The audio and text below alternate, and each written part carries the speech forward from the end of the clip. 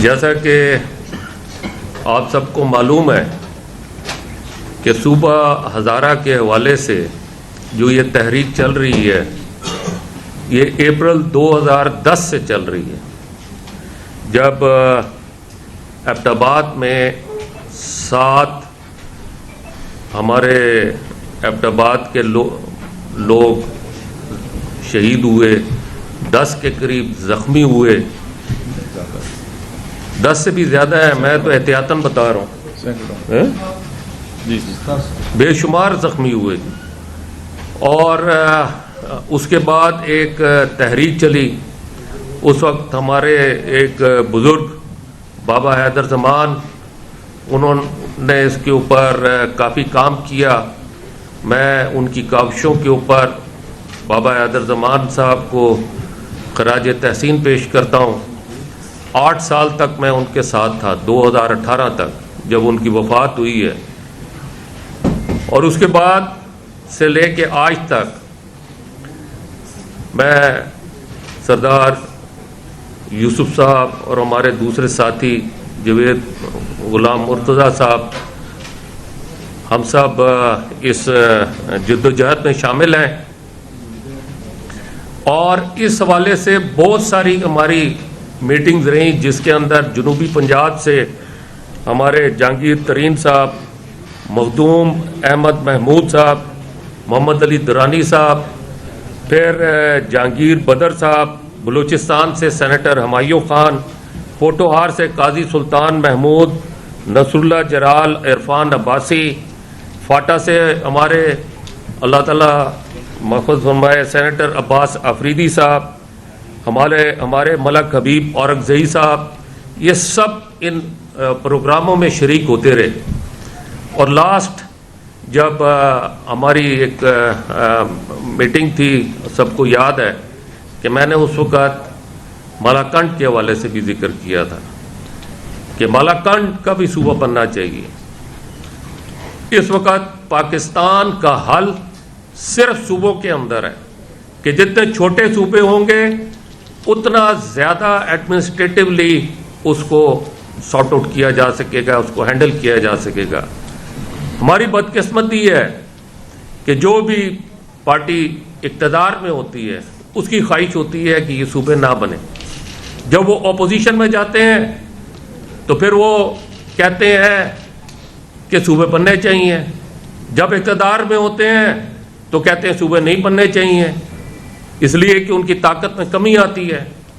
میں یہ سمجھتا ہوں in the interest of country, in the interest of nation, ہمیں اس حوالے سے ضرور کام کرنے کی ضرورت ہے۔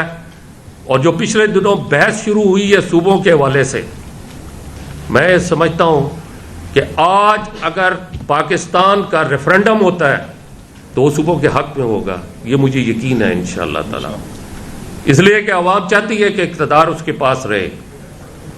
یہ اقتدار جن لوگوں کے پاس ہے انہی لوگوں نے کہہ دیا کہ سسٹم فیل ہو چکا ہے، تو اتنا کچھ ہونے کے بعد بھی اگر یہ سسٹم فیل ہو چکا ہے تو میں سیکنڈ کروں گا، نام لے کے سیکنڈ کروں گا۔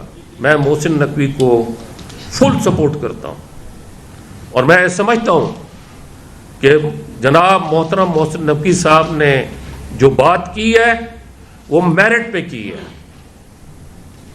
اب ہم اس کے اوپر جو بھی بحث کرتے ہیں مجھے نہیں معلوم، یہ ہماری روٹین کی میٹنگ ہے، ہم تو ہمیشہ کرتے ہیں، ہماری تقریباً ہر مہینے اس کے اوپر پروگرام چلتے رہے، اور 16 سال سے ہر سال 12 اپریل ہم ایبٹ آباد کے اندر اس کے اوپر پروگرام کرتے ہیں، جس میں ہم اپنے شہداء کو بھی خراج تحسین پیش کرتے ہیں۔ تو میں سمجھتا ہوں کہ اگر پاکستان بچانا ہے تو ہمیں صوبوں کو بنانا ہے۔ قرارداد صوبائی اسمبلی KPK سے 2014 میں پاس ہوئی ہے، 2022 میں یہ قرارداد پاس ہوئی ہے، اس کے بعد قومی اسمبلی میں 2019 میں بل پیش ہوا ہے، سینٹ میں 2019 میں بھی پیش ہوا ہے، اور اس کے بعد بھی میں نے یہ پیش کیا ہے.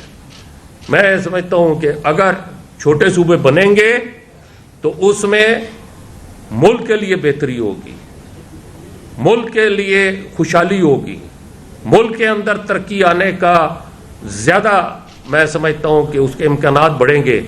آج پاکستان معاشی طور پہ ڈوبتا جا رہا ہے, ہمارے نوجوان بے روزگار ہوتے جا رہے ہیں, ہمارے ملک سے کاروبار ختم ہوتا جا رہا ہے, ہماری بزنس کمیونٹی کو تباہ و برباد کیا جا رہا ہے.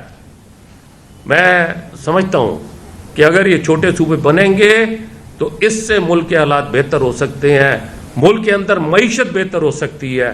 اور یہ ایک سرٹن فارمولہ ہے کہ اگر کسی علاقے کے اندر معاشی بدحالی آئے گی تو وہاں پر جرائم بڑھیں گے, لا اینڈ آرڈر کی سچویشن مزید بڑھے گی. اور آپ دیکھ رہے ہیں کہ اس وقت بلوچستان میں کیا ہو رہا ہے, اس وقت پاکستان کے دوسرے علاقوں میں کیا ہو رہا ہے. اس سے ہمارے دشمن ممالک یا دشمن ایجنسیاں اس کا فائدہ اٹھا رہی ہیں, ہمارے لوگوں کو استعمال کر رہی ہیں. ہمیں in the interest of nation, in the interest of country, ہمیں اس فیصلے کو قبول کرنا چاہیے اور پاکستان کے ہر ڈویژن کو صوبہ بننا چاہیے. وآخر دعوانا ان الحمدللہ رب العالمین. ایک منٹ شیخ صاحب, ایک منٹ پلیز. مرتضیٰ جاوید عباسی صاحب. میں نے آپ کو پہلے ہی بتا دیا کہ یہ ہمارا 16 سال سے چل رہا ہے.